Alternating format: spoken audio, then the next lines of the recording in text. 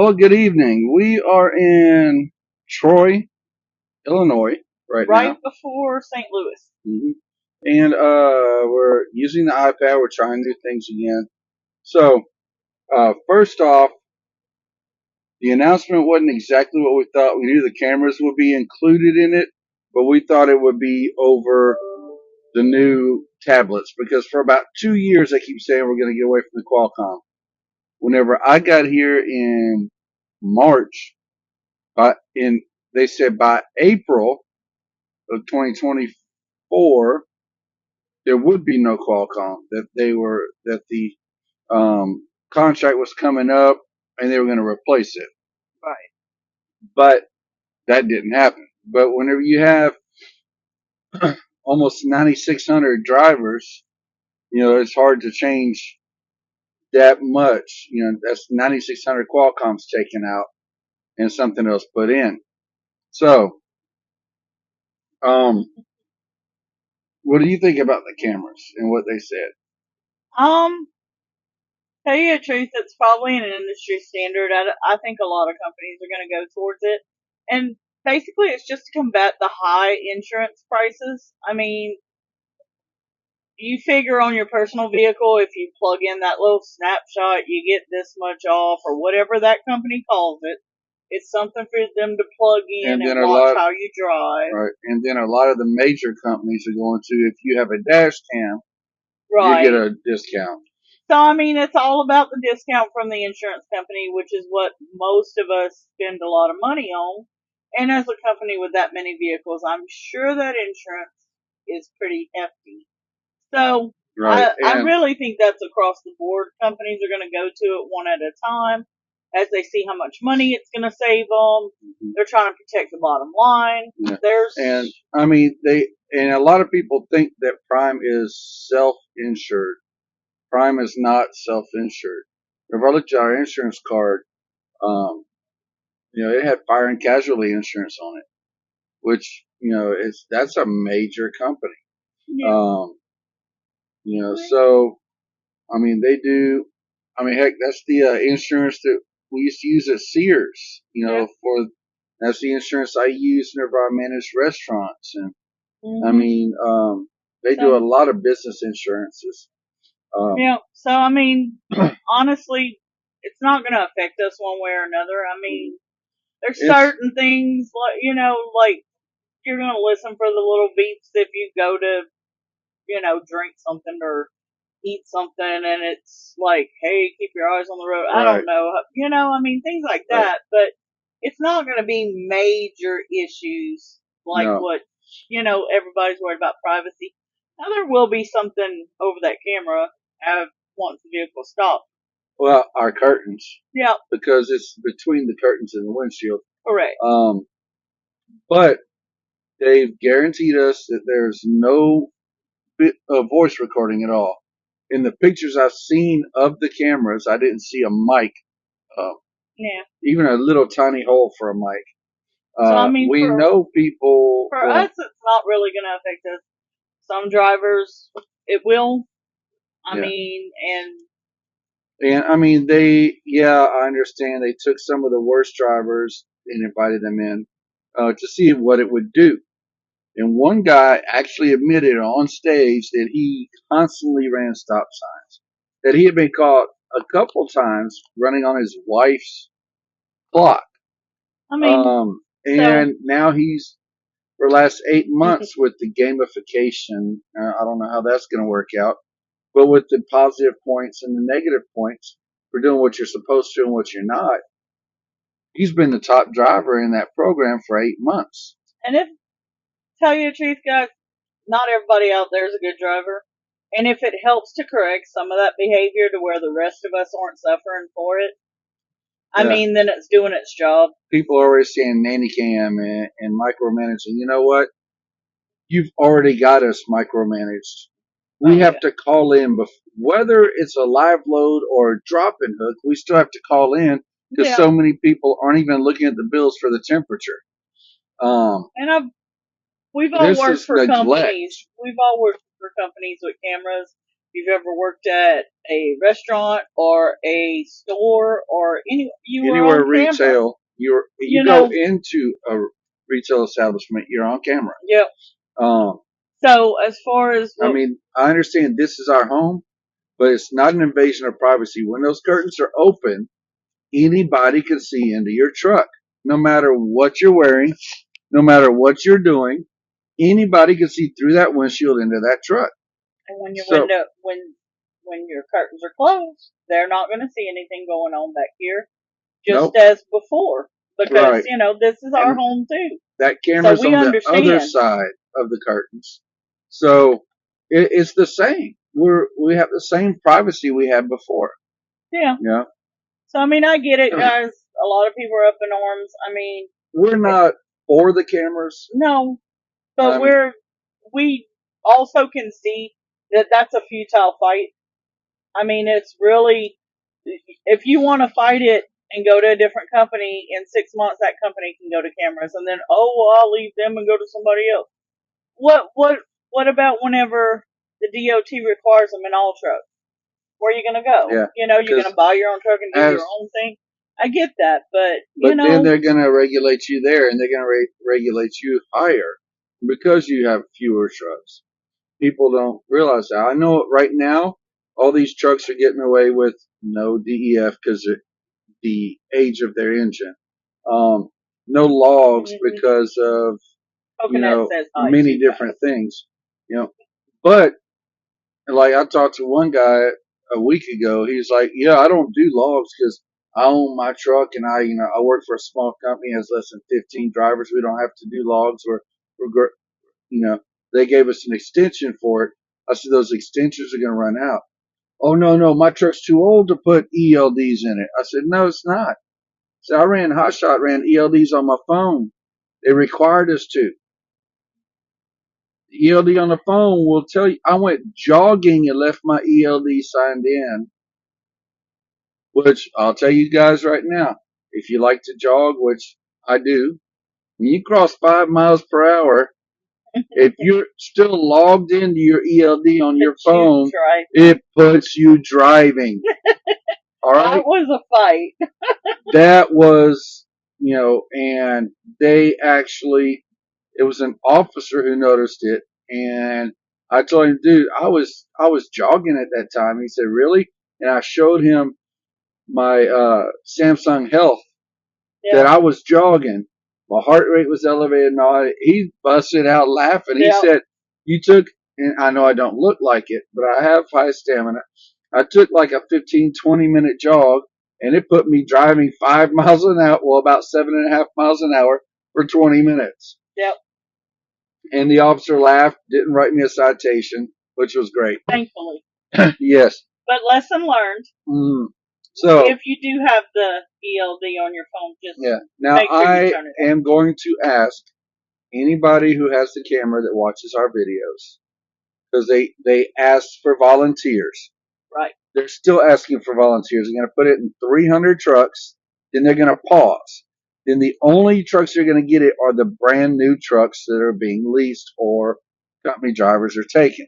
That's what spins hold now. Right. Stuff can change. That'll change. It may be a 2-week pause. It may be a 2-year pause. We don't know. They may decide just stop, and just as the trucks roll in and get replaced, you get a new one with the camera. Yeah. But I believe they're going to take that top 200 or top 300 and put cameras in there. Now, if you're not familiar with the top 200, you're thinking, why would they put cameras in the best drivers? It's not the best drivers. You never want to be in the top 200 with Prime. Prime's top 200 are the top 200 people that are expected, or the top 200 people that have a chance of getting in an accident or having a service failure because of the criticals that the system already shows, like the stability rolls and stuff like that. And yes, there are people out there, and I've watched several YouTubers who have left Prime. They're still making videos about Prime, who admitted, either on video or to me, that they got terminated because they had too many critical events. We're talking 6 to 8 critical events a week, people. I mean, that'll get you out the door quickly. And so these people in their top 200, these are the people they watch. So I think that's the people, that's the 300 people or so that they want to get the cameras in. They've already got cameras in 80 trucks. They're putting cameras in all the new lease trucks. Yep. So they're probably going to try to get those 200 people in. So if you get a call, I would ask them, am I in the top 200? Because, that's going to be. So what I'm trying to do is get in touch with someone with safety next week, or someone who has the cameras, who has a list of all the activities that it picks up on. Yep. Okay. So what we're going to do is we're going to go through as we said, Yep. Saturday we're going to go through some of the questions that we've been asked, both in person on the YouTube channel, in the chat, and people personally texting us or sending us email. Yep. All right. So, baby, go ahead with the first one. First question is, how do you do dishes in the truck? And we get that one a lot. Right. And we are going to do a video. I'm thinking we're going to record it tonight of me cooking pork medallions and rice side. And then we'll see about showing you how we clean it. Yeah. We'll see. But there's so many different ways. You definitely have to have water, whether you have bottled water or you have jugs of water. Some people have these neat little systems that hold like 5 gallons of water that they put in their truck. We definitely don't have room for that. But, if you do, yay, more power to you. Coconut takes up a lot of space. We'll blame it on her. Yeah. And she takes the blame very graciously. But there's Loves lets you use the sink next to the fountain drink. So you can definitely go take your pots inside. Right. You do not want to use the sinks in the bathroom. No, please. Please don't. People have, and that is gross. Trying to clean out, please just use the sink that they provide for it. Right by the fountain drink. There's if you don't want that at the fueling islands, they have water that you can turn on and use. But what we do there's also, I like this, Dawn, power wash. A lot of people use that for like your pots or greasy foods. I forgot to flip the camera. Things like so that. Everything's going to be backwards. So it's going to be backwards. Sorry about that, people. I'll figure out how to flip the camera on the iPad. But if you spray your pot or spray whatever is really greasy, it'll help to break that loose. Now, ideally, I'd love to have a little electric burner and cast iron pots. That way we could just wipe them and let the fat sit in it and do it. Yeah. But we also have this rice pot that goes in the microwave, and it's about a 2-quart pot. That's the one we wind up washing the most. You can actually put some water in it, put your forks or spoons or whatever you ate with, and clean it in that pot, and then clean that pot out. Also, favorite thing ever, little Walmart disposables. Yeah, love these. Right. Also, in your crock pot, there's crock pot liners. To help keep you from having to clean that crock pot every time you cook. And we use the liners in a crock pot. We use our skillet as a non-stick skillet so we can wipe it. Not saying we just wipe it with paper towels. We wipe it with paper towels. We spray the power wash on it. Clean it out because the power wash doesn't require water except to rinse. Right. Put a little bit of water in there, swish it around, dump it, use another paper towel to dry it. It goes up. There you go. Dishes in the truck is not as hard as most people make it seem. And yeah, if you cook a messy meal, put a crock pot liner and just do it in the crock pot rather than do it in the microwave or in your skillet. Put some kind of lining. And those linings can withhold, I think it's up to 600 or 800 degrees. Oh, yeah. They do really good. You can actually put it in your skillet. Yeah. As long as you don't go, and I wouldn't go over 450 degrees. I mean, there's no need to. Put it in your skillet and put a large crock pot liner in your skillet and you can use it, Yeah. All right. Next So question. that was that one. The next question is, where do you wash clothes? Well, we wash clothes usually about once a week.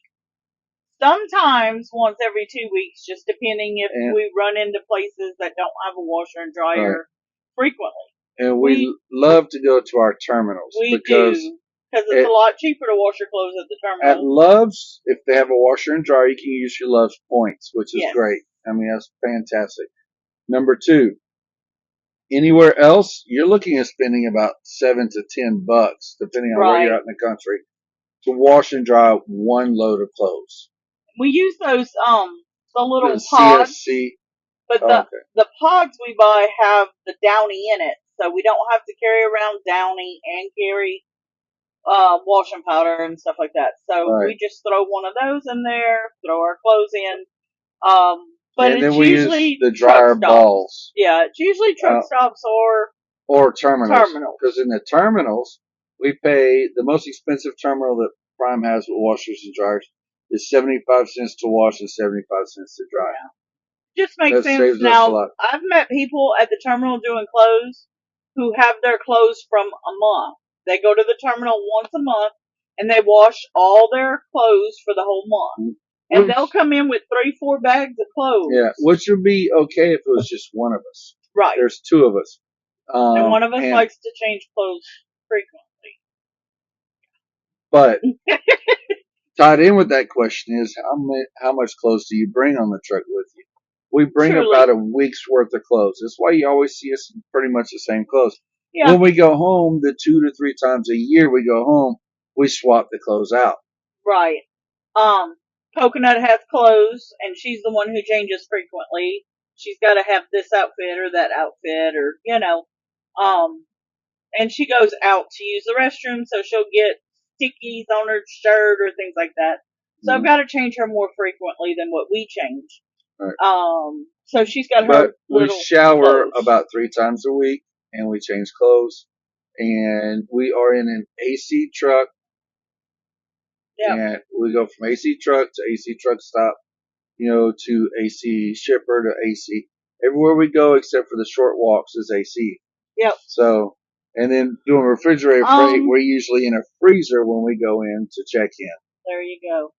The next question was about the camera. I think we've pretty much gone over that. Yeah, but people are asking, will we put one in? And we are, even though we don't like the idea, if it's company thing and they say we have to, yes, we will. We're using their DOT number, and they make the rules with their DOT number. Now, we do lease, which means if we don't like it, we can take the truck somewhere else as long as we keep making payments. But we really don't see an issue with it as long as our curtain goes in front of it and we can have our private time like this in the evenings. We don't see where it's an issue because, Hubby drives really safe. I'm not going to volunteer now. I'm not going to call our fleet manager and say, hey, would you please put a camera in our truck? No. We're not going to do that. But if he calls us and says, you're scheduled to come in to get a camera put in, I'll gladly do it. Now, along with the camera comes the new tablet because my wife dropped my phone. What? And I got a crack right here. So I'm afraid that being out in the snow and in the rain, taking pictures, doing this or that, may ruin my phone. That tablet has the Prime app downloaded on it. We log into the Prime app there, and we can do that. Now, something else with the tablet we've learned from people who are in the pilot program with the cameras. That tablet, when we get that tablet, there's an update that we can download on our phones that allows us to change duty status from our phones. So no more you run inside because you got to go to the bathroom real bad. And whenever you get to the bathroom, you realize, oh, no, I forgot to get off duty. You can change it from your phone. All right. So after that is, when do you put ducks in the trailers and where? I'm going to let her answer that one. Definitely when we're stopped. Any trailer that we pick up or drop off has a duck in it automatically. If we stop at a terminal, then I like to go ducking, but I will only duck trailers that have a seal on the back of the trailer. They're sealed, they're locked, I know they're loaded, And the reason for that is because the other ones could be going into the shop, could be getting sold. There's no guarantee they're going to go back on the road if they came into a terminal and they don't have a load already in them. If they have a load in them, they have to deliver it before they do anything with the trailer. So, it kind of varies when we get to put ducks in. We gave some ducks to our daughter also, who drives for Prime, so that she can put them in for us too on the loads that she does. And we also give ducks to drivers we meet, right, and at the personnel yeah. at truck stops and at the terminals. And the only time I get to put ducks in, not that I'm complaining now, is when it's raining or snowing. She hands me a duck, go, here, go put this in the trailer. I'll let him go put it in. But we never will we ever put a duck in a truck, in a trailer that's connected to a truck. Correct. We do not want people to think that we're messing with the load or messing with the trailer. There's Correct. we don't want anybody to even fathom that we would be doing that.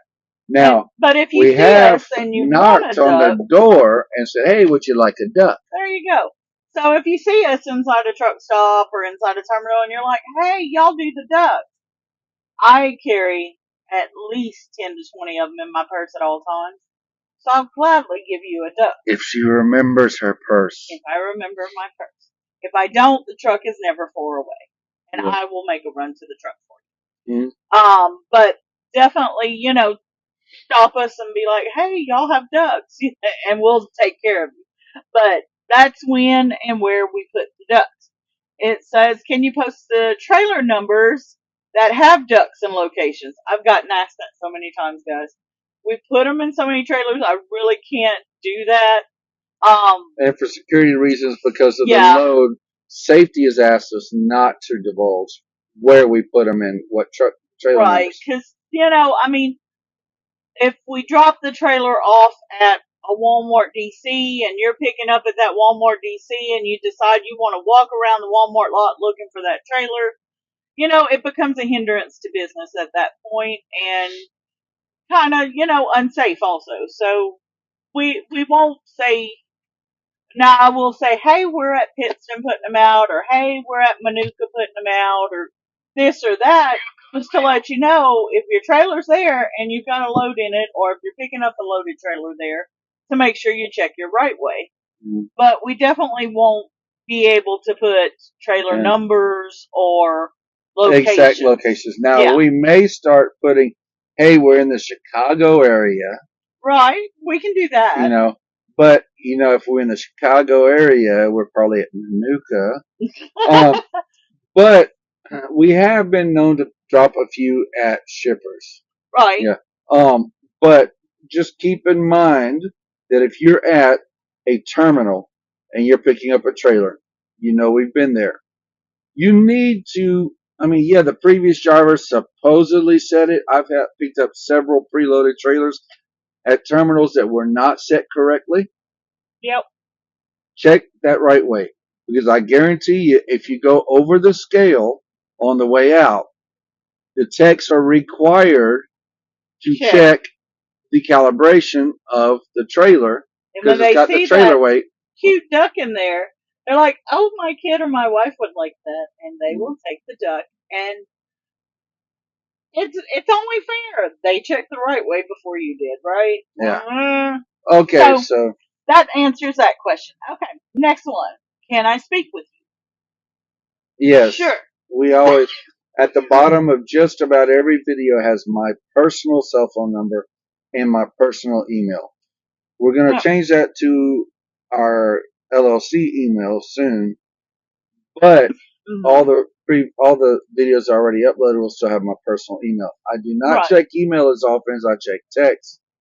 If you text me, I will get it when I stop. If you call me, I will not answer the phone while I'm driving. If I'm parked, I'll answer the phone. Right. So, the best way to get in touch with us is text. And we actually had send a message on YouTube. And we actually had a driver that asked us on YouTube, "Can I talk to you?" We say, "Yeah. What's your number?" It's in the description, but here's my number. And he asked, when's a good time to call? We were stopped, so we said now. Yeah. So he called me, and I talked to him and his wife, and possibly his son all drive, and they're thinking about coming over to Prime, and they had questions. I was more than happy to answer their questions and help with their concerns. Anytime you ask us something like that, we're going to be honest. Yeah. Prime doesn't pay us. Prime doesn't give us bonuses. Nobody pays us. Even YouTube, we're just a few subscribers from being monetized, not many, but they're already playing advertisements on our videos. Well, we really don't expect to make anything off of it. I mean, if they do monetize it, they do.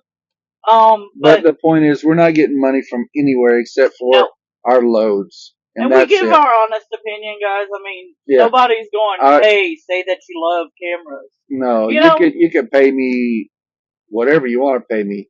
I will still tell you I don't like them. I do understand that they're getting to be a necessity. I do believe in 10 to 15 years, FMCSA is going to say they have to be in every carrier. No. But I don't like them.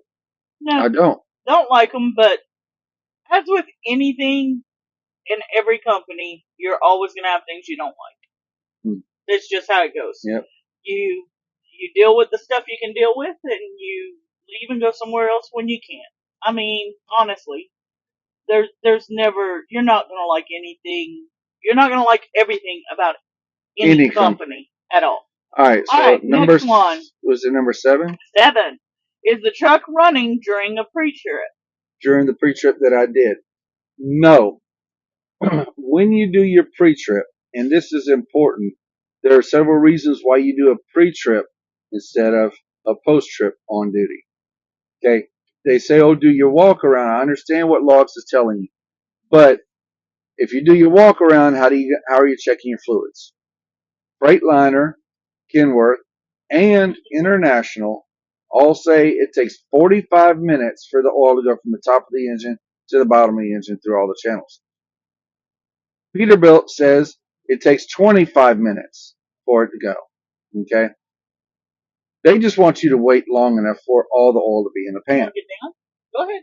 If you haven't started your engine for 10 hours, that's the best time to check your oil and all your fluid levels, because your radiator fluid is going to show a little high when it's hot, and stuff like that. So you should always do your pre-trip on duty. Not my opinion.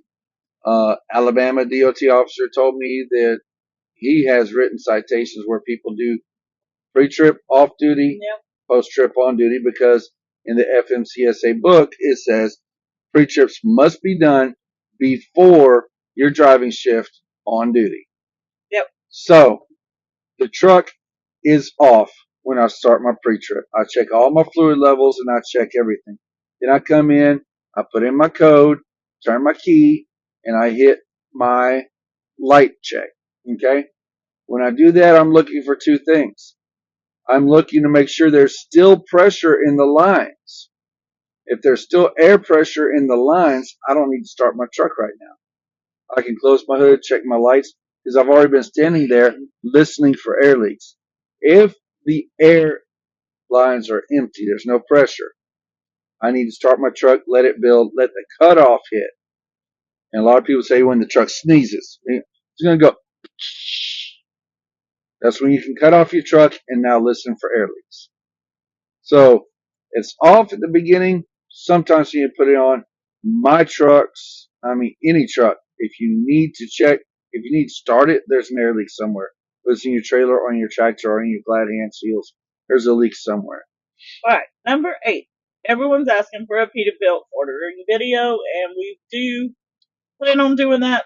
We just have to get the actual form. Well, no, it's on the website. Yeah, we have to get it pulled up. They said that Peterbilt was thinking about adding something to it. And so we're waiting on that one just a little bit. I'm waiting, but I'm not going to wait much longer. I'm going to pull out my laptop, and we're going to do that video probably on my phone like we did last time. Yes. Or I might just have the wife hold the iPad. Maybe. We'll see. All right. But now we got a table, so we got more room to play with. Yay. Number 9, do you pay Prime to work there? That was a question, and we popped this one in just for laughs. We did. We mentioned that our first week we were negative, and that was because they took out the cleaning fee for our old truck, and they were supposed to take it out in the lease. Like one trip before we only had one trip, and the one trip covered our fixed costs. Yeah, it was a good trip. And we were supposed to get about $350, $380, $400 is what we were figuring off the top of our heads. And we went to a negative 11, and they charged us $398 for the cleaning of the truck. Yeah. So we were right about right. No, we don't pay them to drive for them. And no, we don't go into the negative all the time. That's the only time we've ever been in the negative. It's just one of those things where you have really good weeks, you have good weeks, you have bad weeks, you have really bad weeks. Mm-hmm. That was a really bad week. But we had saved during the really good weeks and knew that we were coming in to upgrade. So we figured we weren't going to get as many loads as we normally get. We figured we were going to be in for a week. Right. So we wouldn't get any loads that week. And we figured we were going to be relaxing, going to the hotel, going out to eat, spending money. So if you're not going to get a paycheck and you're planning on spending money, you have to save, right? So to answer the question, no, we don't pay for Prime. We would not stay with any company that we were constantly in the negative. We do understand running a business, running an LLC, running a lease truck, even that we're going to have those weeks where we're not going to make money. We're going to be in the negative. So we save. That's what we have an emergency fund for. We have a savings account. We save every penny we can. Definitely. And the next truck we're planning on purchasing, which is going to change things even more, which we'll go over that when we decide to do that. Right. Because it's a lot more, the costs are different and everything. Yes. All right. So number 10, how many miles have you put on your new truck? Okay. We are over 12,000, all bordering on 13,000 already. We picked up the truck. We went in on the 1st. Yeah, it's been about a month. April. Yeah. We didn't sign the lease till I think it was that Thursday, so it's like the 5th. Something like that. Yeah. And don't have a camera. No. Monday was the 1st. So Thursday was 4th? Yeah, the 4th. We signed the lease on the 4th. We left on the 5th. With our first load, if I'm remembering correctly. Yeah. And we had 20 miles on the truck when we got in it for the first time. Yeah. Now we are at 12,800 and I think 94 when we parked, something like that. And it's been kind of light lately. It has been light. Normally, we put about 3,000 miles a week on the truck. Right. So, that's what we were doing before freight slowed down last year in November. So, we're rolling. It's just, we have a couple more sit-down days than what we're used to. But we're still rolling. And we're still making our bills, making our payments, and putting money in our pocket. Who do you drive for? We get that a lot, even though, there's Prime all over. Prime, all over. Yeah, we've had people, we step out of the truck and they're asking us who we drive for. Who do you drive for? And I'm like, there's Prime on the trailer, there's Prime on the truck, Yeah. But, if you must know, it is Prime. So, number 12, what tire pressure do your tires need to be at? And that's going to vary between your steer tires and your drive tires. Now, when you get your truck, they're probably going to be underinflated. Check your tires. Do not rely on the TPMS system. It's wireless and it is not completely accurate. And the crunching you're hearing is the dog. I don't know if this mic's picking that up. But the drive tires are supposed to be at 105. The steer tires are supposed to be at 110. Here's the problem though. If you run your steer tires at 110, they have set the TPMS sensors that at 124 PSI that they start doing this, your tire condition has changed to orange. It's not going to hurt anything. Here's what we talked, my wife's a tire expert, and we talked to tire people who do nothing but big rig tires. They said in the summer in the South, the road can get to over 160 degrees. Driving on that 160-degree road, the pressure in your tires is going to increase about 20 to 40 psi. These tires can hold a lot more than 124 psi, is what we've been told. But if you don't like that alarm going off, because you cannot turn it, you can't turn the beeping down. You can reach over and hit a button to turn it off, but it's only for 10 minutes. And then you have to turn your Qualcomm down. So now if you have navigation, you don't have any sound, because you have to turn it all the way down to not get the tires to change. The tire condition is now orange. What they did in our truck, and we went through, Prime. we went through the shop at Prime, and they told us at the tire shops that we're good, is they turned down the steers to 105 as well. At 105, the steers get to 123 psi with the heat and all at 94 degrees outside temperature, which the road is about 120. So the most you'll get is like a yellow alarm every now and then, but it's not bad. Right. So we're still waiting to see better. when the temperatures hit the triple digits and the road is hotter, what's going to happen. Yeah. All right. And then the next one, number 13, is how often do you change the oil? Okay. Freightliner says change the oil earlier than what Prime says. Correct. Now, Prime went to, and I talked with, last year we switched Freightliner reps. 2 weeks before the old Freightliner rep left, I went and talked to him. I said, hey, look, we're thinking about buying in about 5 or 6 years. Actually purchasing the truck. What is the recommended? Because I've downloaded the manual and it says 45,000 miles. He said the recommended is 45,000, but Prime came to us and asked us, what is the last mile that we void the warranty?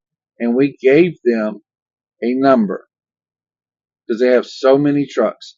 They reduced that number a little bit, and now you change your oil every 75,000 miles. So is it going to hurt? He says, not really going to hurt the engine. Engine might fail a little bit earlier than expected past the warranty period, but it will last the warranty period.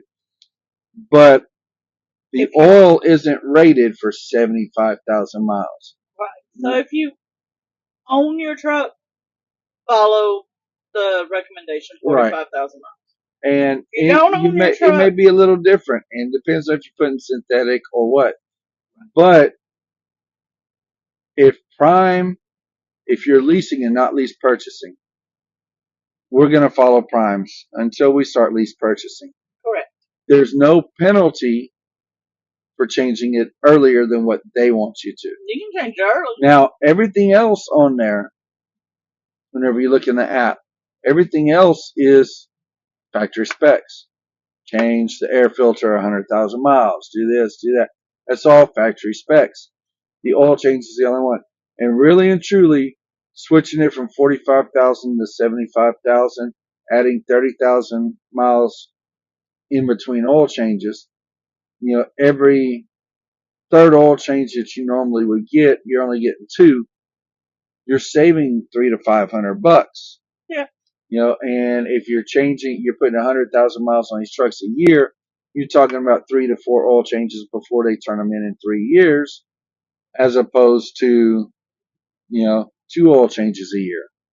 Yeah. So, which is 6 in a 3-year period. So go with your gut. If you own the truck personally, if I'm purchasing the truck, I'm going to do it earlier so that my engine lasts longer. Because whenever I finish paying it off in 3 years, I want to get the other 3 years that I can get where I'm not paying a note on that truck. Exactly. Next question is, how often do you check the coolant? Okay, I check the coolant level daily. Twice a year, I check the coolant buoyancy, or I check the coolant and make sure it's still good. There's a little, looks like a little syringe, a little bulb on the end of a glass with a little piece of rubber on it. It's got like 5 or 6 little balls. You stick it in there and you squeeze it and you pull up some of the coolant, and depending on how many balls are flowing, tells you how long the coolant's going to last. Doing that twice a year will help you to know when you need to change the coolant, because there's a manufacturer specification, but some coolants last longer, some coolants don't last as long. But there are specifications on that. And if you are a company driver or a lease out for Prime, when you come in, that's all on your app, and they'll check it for you. And as part of the winterization, getting ready for the winter, they check that as well. Okay. Second to last question. What GPS or map software do you use? Do you rely on your Qualcomm? Okay. No one relies primarily all the time on Qualcomm. I don't know. Our daughter does, for the most part. You gotta have some kind of backup. The navigation on the Qualcomm is pretty good, but it's not perfect. No GPS software is going to be perfect. And if you get a GPS, get a truck GPS. They have all the low and low bridges and all programmed into them for the most part. We had the Ram McNally GPS. Yes. And we have the 8 Pro 2. Overdrive 8 Pro 2, I think is what it is. And we use that. I have Trucker Path. That's the one we mostly rely on. And we have the navigation, because it's only $10 a month. The navigation in the Qualcomm, I use that to quickly find my next fuel stop and stuff like that. And my last 10 to 50 miles, I use that.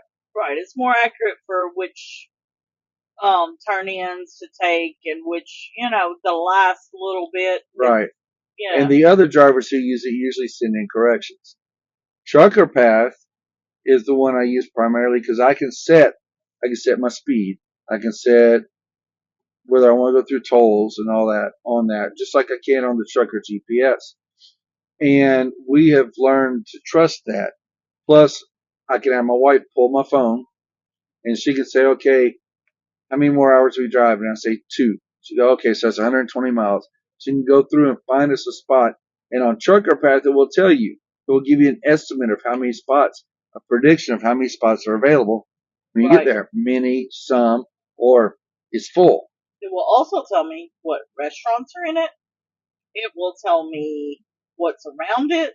It will tell me reviews from other drivers about the cleanliness of the place, whether it's under construction right now, things like that. It's got a lot of details that are put in by other drivers who either are there right now or have been there recently. Yeah. So and it'll tell you, hey, the showers aren't working right now, or they don't have laundry here. There's a whole bunch of stuff that Trucker Path will tell you that you can't find on a Qualcomm and you can't find on Google or things like that. It's just right. It's more up to date and real time information. And you may ask, well, if you use Trucker Path to get there and you use your to get on the way and you use your navigation the last 10 to 50 miles, why do you have a trucker GPS? Well, it's simple. I need to go. It's not an emergency, so we don't have to use our emergency supply where I pull over on the side of the road or anything. So with the Trucker GPS, with 2 taps, I can find the next truck stop or the next rest area. It's more of a convenience, really and truly. But also signals fail. That Qualcomm has crashed on us, and anybody who's been in Chicago, if you've been in Chicago, that thing's gone.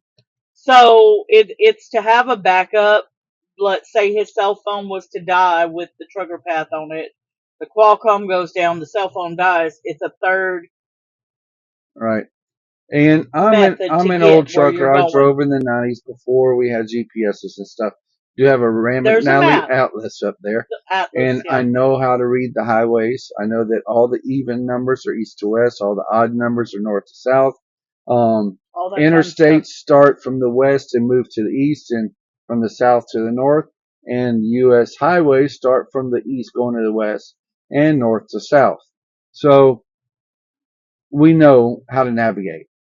We'll get there, but it's good to have options, and it's easier to turn around when you're in your car and you go down the wrong road Right, than it because is to turn around an yeah, 18 because wheeler with a we have trailer. to find an area big enough to turn around because it's illegal to make a U-turn unless specifically made that way. There are a few shippers we've been to where it actually had a U-turn for 18 wheelers on the highway for us to turn around and come back.